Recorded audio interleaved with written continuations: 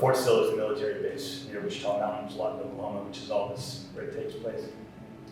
John did any on Sitaire. Yeah. And so Sitaire was a Kiowa chief, Kiowa people. He was the last Kiowa chief, and he was imprisoned at Fort Sill. So Fort Sill is historically known as a military base. It's the largest field artillery training base in the United States. And so since the Indian Wars to present, I mean, what's going on in the Ukraine and Russia, that situation, the Ukrainians actually came to Fort Sill recently to train, and so it's still a training base, and it's one of the longest running and largest training bases in the United States. So the tanks, and there's no helicopters like that, but the tanks are in reference to that.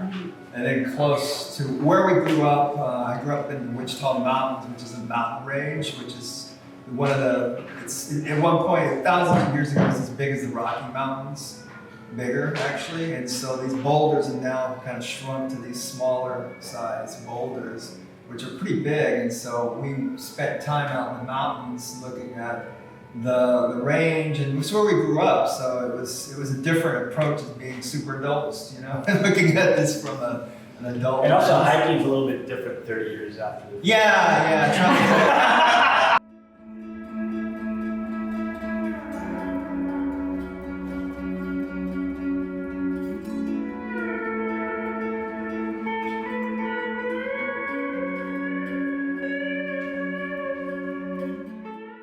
Just making art at home.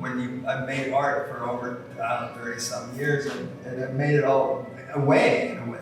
I mean, I make my early work at home, but now like it's weird to come home and make art about home when I make art about home already away from home. That makes sense. So you're always remembering home and what land is to you and what that means to you.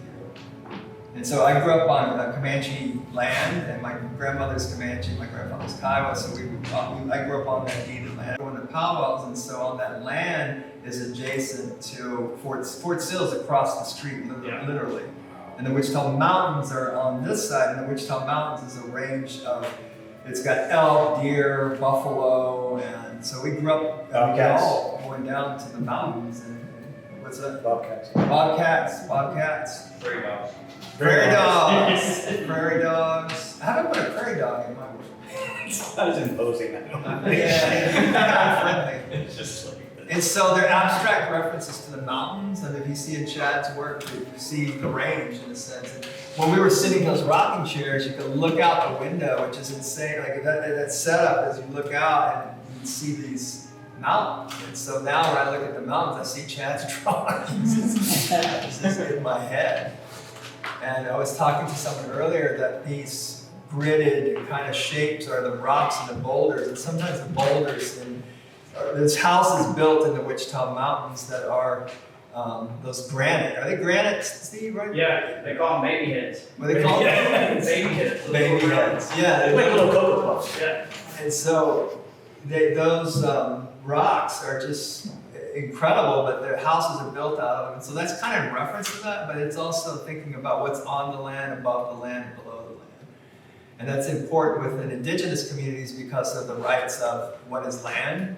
And so, in that ownership of land, it's indigenous land, so it's coming from the tribal people that have it's their land, and from all over. Like we're on it, it's all around us. But in this case, I'm thinking about the deeds of what's below the land and oil or whatever important minerals that someone or an entity is attempting to take from that land.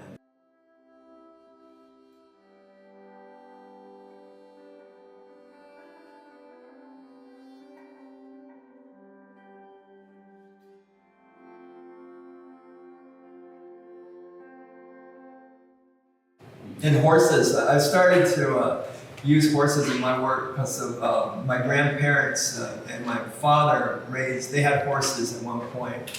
And, they had a head of 30 horses at one point, in the late 60s, early 70s. I only saw a few when I was a kid, and so it was the end of that era. But I found all these old photographs of my family's horses, so I've been starting to do a whole series of works about horses. And so this is kind of the beginning of that.